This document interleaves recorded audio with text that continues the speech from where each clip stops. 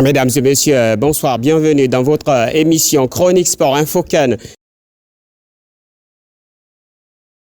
Une émission qui vous présente la Coupe d'Afrique des Nations de football Côte d'Ivoire 2023 Total Énergie. Nous sommes à la phase des huitièmes de finale et il y a des gros chocs qui nous attendent. Le choc entre la Côte d'Ivoire et le Sénégal, c'est-à-dire le derby de l'Afrique de l'Ouest qui sera tellement disputé entre ces deux formations. Les hommes d'Aliou Cissé quand même qui ont fait preuve d'abnégation et de solidité jusqu'à la fin.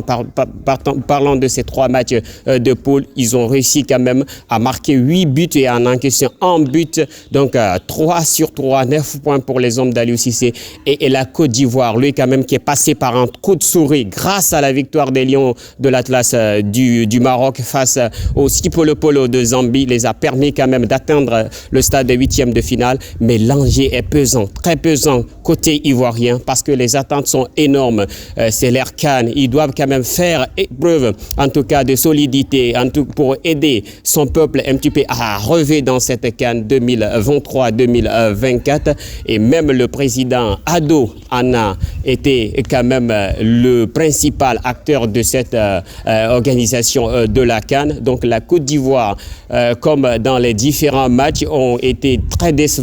Il faudra quand même faire mieux face à une équipe du Sénégal redoutable avec Sadio Mané, avec Kalilou Koulibaly, avec Nampalys Mendy et le jeune Pape Gueye. Ils sont très en forme. Les Lions de la Teranga. Donc la Côte d'Ivoire doit quand même faire preuve de solidité défensive comme on n'a pas vu face aux Alans nationales de la Guinée équatoriale, que cette défense était tellement apathique côté ivoirien. Donc il faudra cette fois très bien contenir les assauts offensifs des Lions du Sénégal.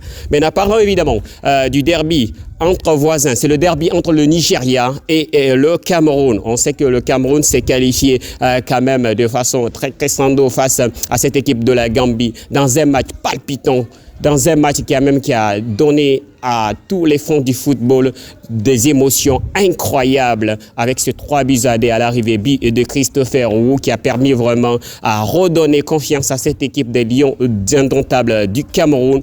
Attention à cette équipe parce qu'ils viennent requinquer face aux Nigérians quand même qui ont réussi 2 matchs, 2 victoires en nul en phase des poules du groupe A. Les coéquipiers de Victor Osimhen aussi peuvent se reposer sur un huitième de finale en 2019. Score 3 buts à 2, but de Alex Iwobi dans les ultimes temps réglementaires pour donner en tout cas la victoire aux Super Eagles du Nigeria en 2019. C'était en Égypte.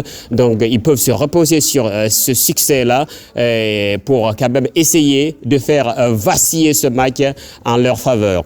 Maintenant, juste une toute petite transition. Cette fois, nous parlerons d'un petit Sili national de Guinée. Oui, évidemment. Certes, l'équipe avait pris la mesure de la compétition dès longtemps face aux Lions indomptables du Cameroun avec un nul quand même très explosif qui a été bien accueilli d'ailleurs par les fans du football guinéen et les supporters.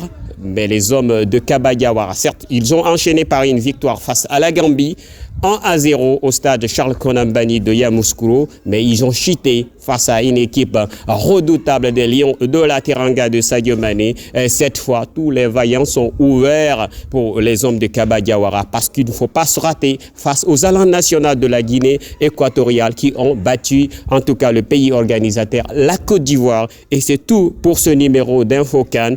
Nous vous retrouvons lors de nos prochains numéros. Au revoir.